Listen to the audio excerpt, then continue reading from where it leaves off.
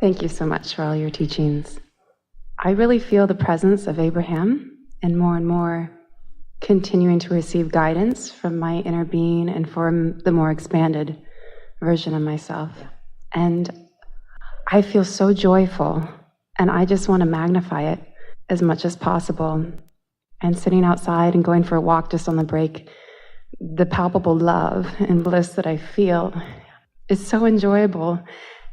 And you called on me, and now it's like I don't even have a question. I'm sure there are questions, but do we even need to speak? Or could we just experience the transmission without even... But there is so much that is conveyed emotionally, and much of the world is not speaking. There is so much that does not require language. Language is only of great value for bringing more minds together upon one topic. In other words, it makes for a good collective focus, but it actually detracts from the conversation between you and your inner being.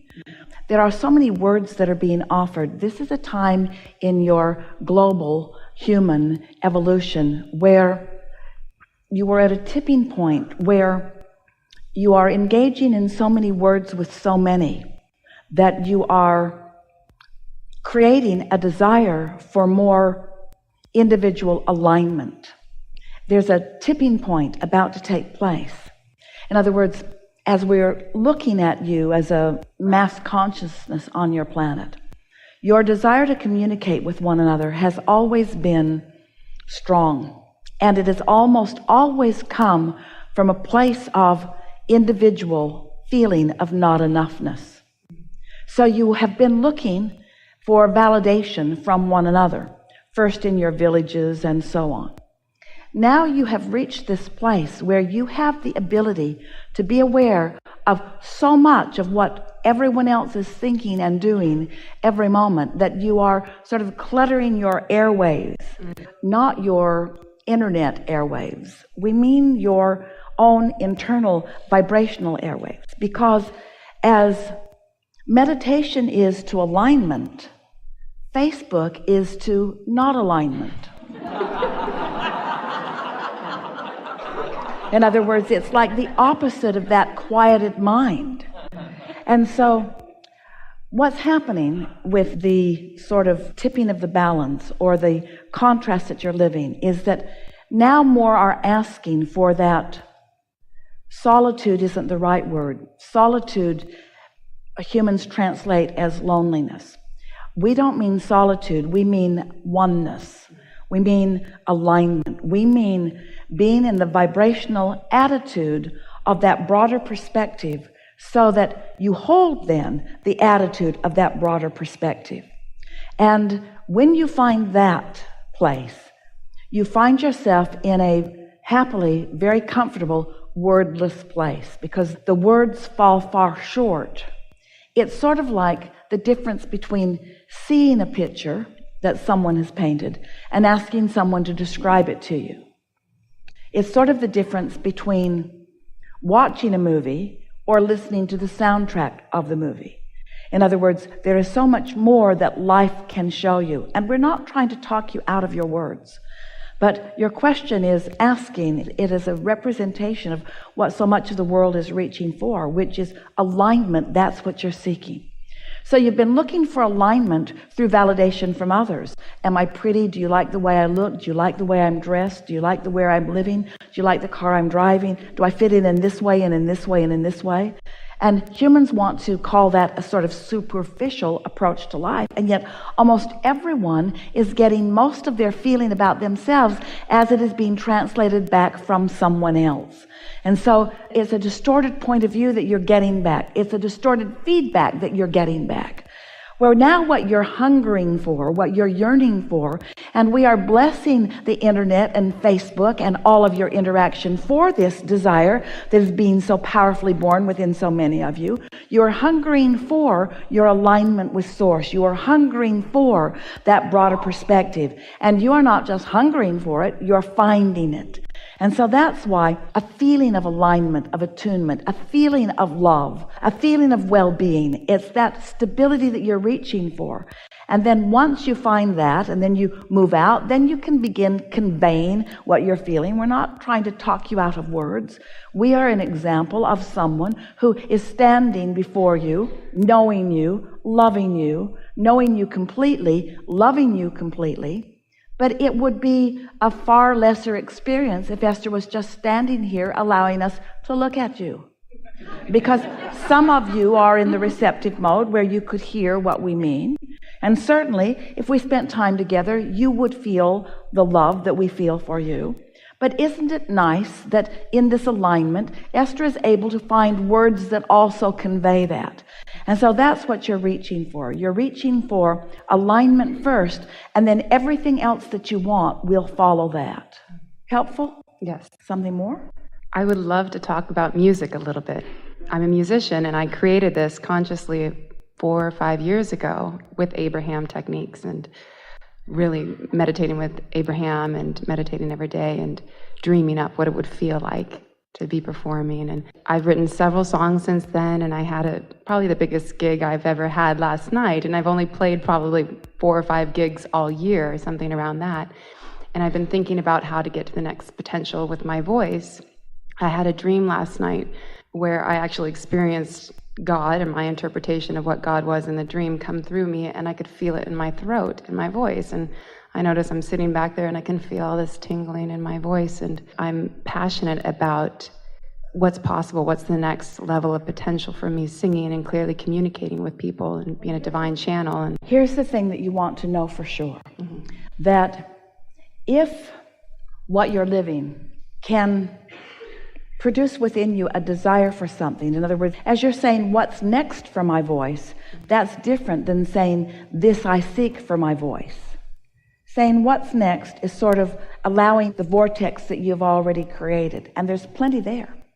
But saying, I know what's in my vortex, and right now I'm asking for this and this and this, that's when the specifics of that begin to bring to you, right here, right now, the sensation of source actually working on your vocal cords, actually relaxing them. That's all that's happening. Relaxing them to allow you to allow them to express in the way your mind has already identified as possible.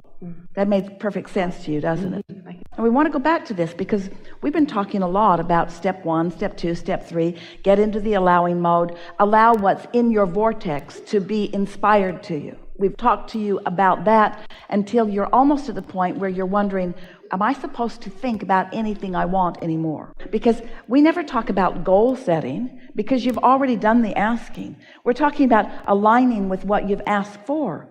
But the thing about scripting, the thing about telling the story the way you want it to be, the thing about saying to the universe, I would like my voice to be able to do this and this and this, is that you've already put it into the vortex. So the potential of it is already there in terms of full manifestation. But by you making your statement here and now in an attitude of relaxed and positive expectation, then all of the impulses are then allowed. In other words, you're actually translating physically, cellularly, what needs to be done. Source knows it, is sending the signal. By you focusing in that way, you are allowing yourself to create it. This is when creation really begins to get fun. Because there's been a sort of argument that you've been fighting with yourselves about that goes, well, Abraham, am I the creator of my own reality? Or is my inner being the creator of my own reality and I'm supposed to just sort of chill out and follow the signals and the signs? And we say, remember, you put everything that you want in your vortex, but in many cases, you are not consciously aware exactly of what you've put there. And even more important, you don't know the proximity between the things that you've been asking for and their ability to manifest. Here's a simpler way of saying this to you. Your inner being knows where you stand vibrationally, emotionally, where you are in terms of readiness for everything that you've been asking for in your vortex. And your inner being knows the precise path of least resistance. Why is there any resistance at all? Because you've put it there. But the path of least resistance, why is there any resistance there at all? Because you have put it there. The path of least resistance. So your inner being knows what you want and where you are and what your resistance is and how to call you around it. You see what we're getting at? How to call you around it. So there's really no way that you can miss. But if you really want to get your hands in the clay, if you really want to feel, if you really want the exhilaration of watching the universe at your command, then make more deliberate statements about what you want right now. Today, I would like this and this and this and this. Segment intending. I would like to see this improvement. I would like to see this. And if you are in a vibrational place of readiness, oh, what fun you will have as the impulses come and the payoffs come.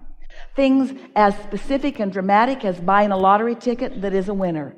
Things as specific and dramatic as turning right instead of left where you were going to go, but getting an impulse to do something else, and meeting someone who has a piece of something that you've been looking for. There are all kinds of things. The possibilities are unlimited. The question is, how much fun are you going to have directing the unfolding of these possibilities? Sometimes when we talk to you about how you've created your vortex and how your inner being knows where everything is, it makes it sound like you are sort of puppets on a string where you just have to chill out and then you'll get the impulse to go somewhere.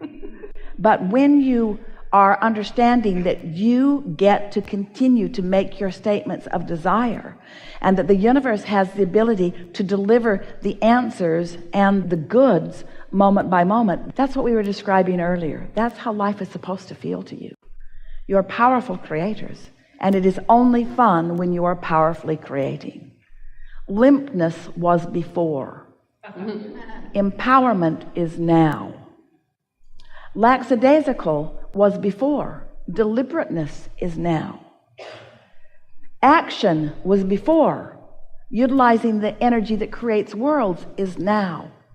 Coming into the fullness of who you are, not just fulfilling your reason for being as it was understood by you or intended by you when you were first born, but understanding what life has shown you that you want and trusting that the universe has the ability to deliver to you those details that you have personally, purposefully carved out for yourself. You get to live in the kind of house you think you want to live in. You do.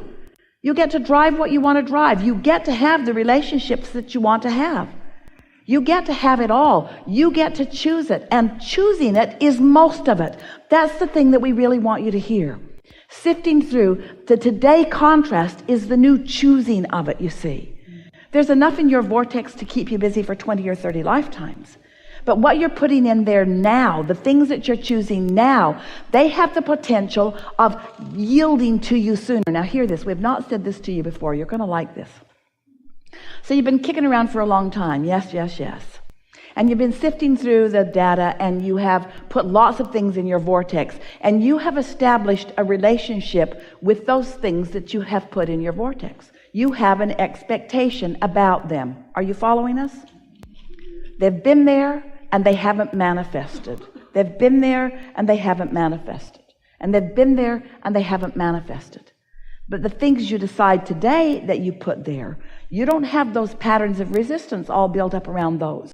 Those can manifest for you quickly.